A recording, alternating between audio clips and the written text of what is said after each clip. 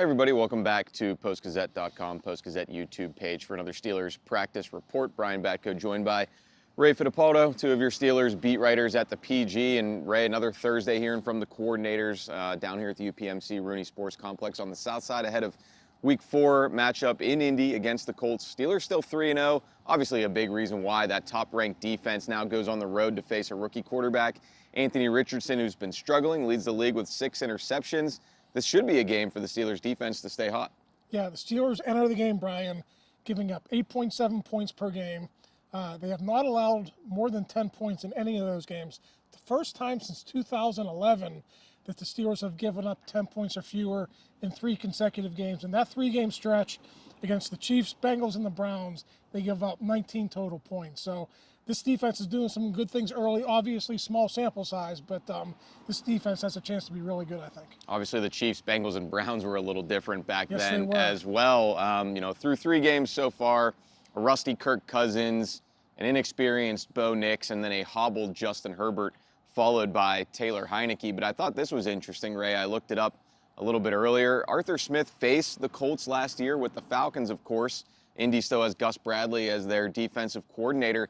Falcons rolled up 29 points and 406 yards of offense with Taylor Heinicke at quarterback that day. So Arthur Smith, at least on paper, he has Gus Bradley's number in a small sample size. We'll see if Justin Fields can get on track again this week. And one of the differences in tones in these interviews with the coordinators really was barely asked about Justin Fields because of how well he played against the Chargers. Yeah, and we kind of know that Russell was still working his way back from that calf injury. He's not going to play this week. Maybe that'll be a conversation for next week against the Cowboys. Really an interesting quarterback matchup with 2 really athletic quarterbacks. Of course, a high pick, Justin Fields a couple years ago for the Bears. Anthony Richardson, a rookie last year, played really well until he was injured late in the year.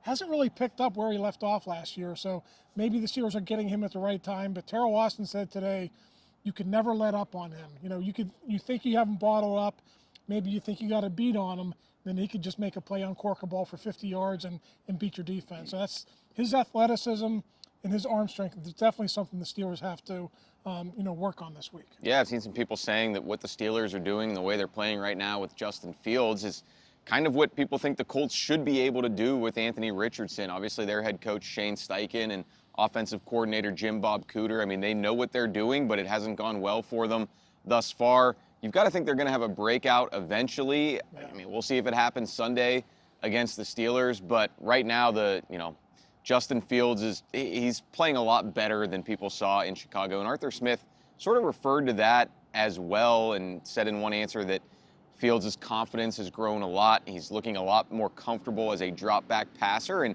he sort of made mention of, when Fields was in with the Bears, but obviously even spinning that forward to right now what we're seeing this season around the league, specifically Caleb Williams, who took over for Justin Fields there in the Windy City.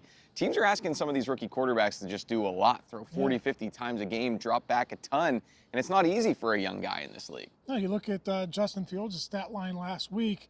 It wasn't great, but he did complete a high percentage of passes. I think sometimes more is less with young quarterbacks, and I think a lot of these coaches come in. These GMs want to find out about these quarterbacks early so they know what they have. But, I think a lot of the national media is pointing out this year that really when that happened a generation ago with Peyton Manning, he was just a different cat. And it doesn't always happen that way. Yeah, you could take your lumps and get better, but sometimes you could really stunt the guy's development too. So, we'll see how it goes with Richardson this week.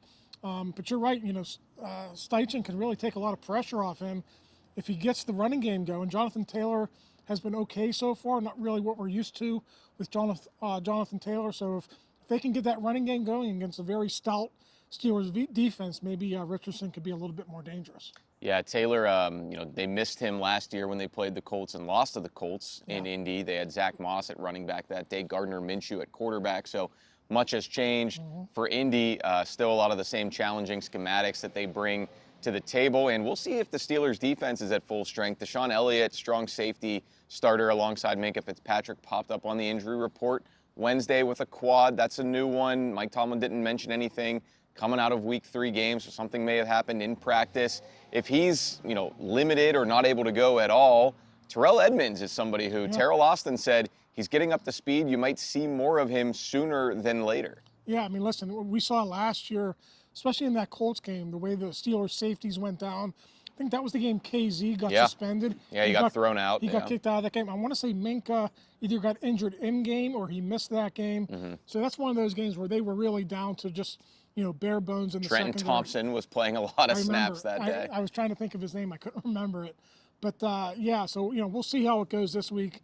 Steelers are a little bit banged up on defense right now. Highsmith is going to be out, of course. We'll see what happens with Elliott. But I agree with you. Elliott's been really, really good.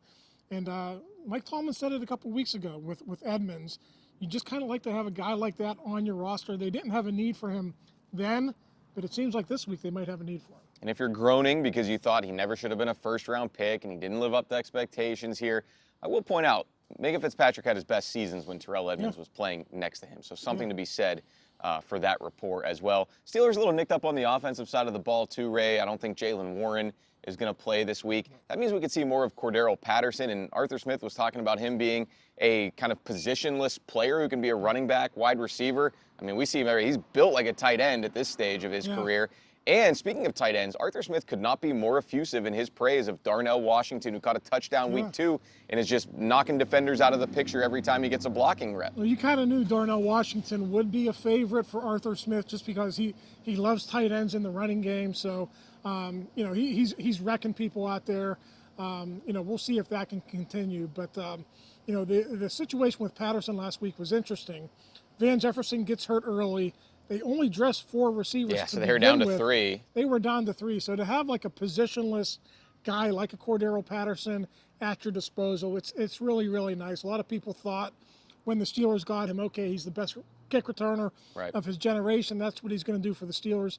He's turned out to be much, much more so far. Yeah, nobody really gets chances to return kickoffs nowadays with the new role. So for Patterson, he's already had to get integrated into the offense probably more and quicker than a lot of people thought, and you might see him more this week at his listed position of running back because of Jaylen Warren's injury. And, I don't know about Najee Harris. Did see him in a sling Monday after the game. Mike Tomlin is kind of brushing off all of those concerns. Thought it was interesting. He didn't practice at all yesterday because of coach's decision rest. The other guys who got those tags were at least limited, so I guess let's just stay tuned and see if Najee's 100% week 4 in Indy. That's all we've got today from our practice report. Stay tuned for more from the Post-Gazette. He's Ray Fittipaldo. I'm Brian Batko.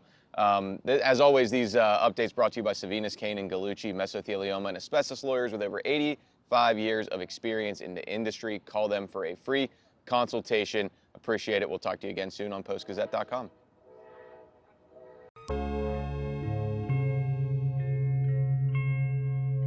Thank you for checking out this content from Post-Gazette Sports. If you watch this video on YouTube, please like the video and subscribe to our channel. For all of the sports coverage the Post-Gazette has to offer, visit post-gazette.com.